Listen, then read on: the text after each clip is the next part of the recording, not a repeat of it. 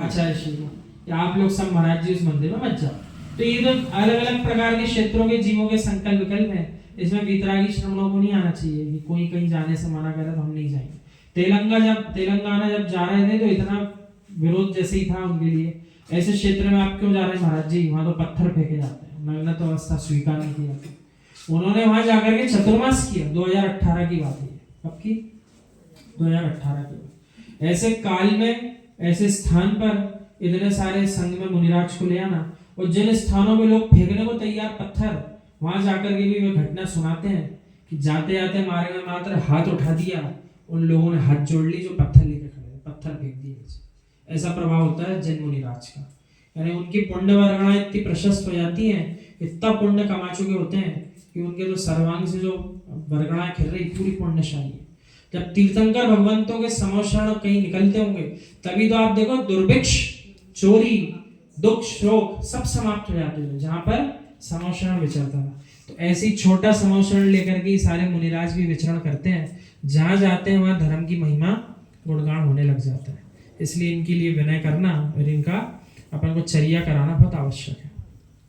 मैं गया मंदिर में, और जैसी मैं गया वहां सब पूजा पाठ कर रहे थे। उन्होंने जैसी देखा मंदिर में महाराज जी आए, संस्कार कहाँ मिटते हैं। बात ऐसी है, एक कुंभकार गधे को लिए गया जंगल में, खदान से मिट्टी खोदी और मिट्टी खोद करके गधे के ऊपर लादने वाला था। शाम ढल रही थी, गधा चलते चलते निकल गया, शाम हो चुकी। हल्का हल्का अंधेरा आ गया तो गधा बोलता है, गधे को बोलता है, गधे को विवेक नहीं है, अंधेरा आ रहा है, वो गधा कहाँ चला गया, जोर से बोलता है। ऐसा बोलते बोलते पर्वत की चोटी पर चढ़ गया। वहां पर एक शेर खड़ा हुआ था। शेर घबरा गया, बोला अभी तक दुनिया मेरे से डरती है, ये अंधेरी रात कौन सी वस्तु है। कुम्हार ने कुछ नहीं देखा, एक चाबुक मार दिया शेर को और कान पकड़ लिए। शेर सोचता अंधेरी बड़ी है और अंधेरी ने मुझे पकड़ लिया। उसने रात्रि में कुछ नहीं देखा और उसने गधे के वजन को शेर पर रख दिया। शेर भी बेचारा सिर झुका करके चल दिया। वह अपने स्वरूप को भूल गया। अब तो वह वनराज मिट्टी के वजन को ढोने लगा। एक दिन अनेक गधों के बीच में शेर चला जा रहा था। कुंभकार ने फिर खदान में मिट्टी खोदी और आज तो कुछ नवीन घटना घटी। वो घटना ये थी कि पर्वत की चोटी पर एक और शेर खड़ा हुआ था। शेर ने धाड़ लगाई जंगल में। अपने वंश की आवाज सुनकर के उसका विवेक जाग गया, और जैसे ही उसने आवाज लगाई तो जो सिंह गधों के बीच में रह रहा था उसने भी आवाज लगा दी। जितने गधे थे सब भाग गए। यहाँ पर ये प्रसंग क्या है, सोई अवस्था जो है, सुप्त अवस्था, उसमें जीव जो है अपने ज्ञान का पूर्ण उपयोग नहीं कर पाता। तो अपन सबको अपने लिए क्या करना चाहिए, सोई हुई अवस्था से खुद भी बाहर आओ, और जो जीव आपको सोती अवस्था में दिख रहा है उसको भी जगाने का प्रयास करो।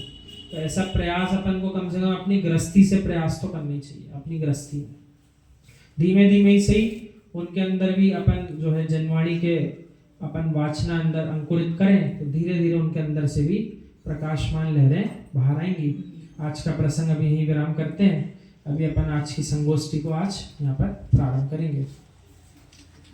इस प्रसंग को कर लेते हैं।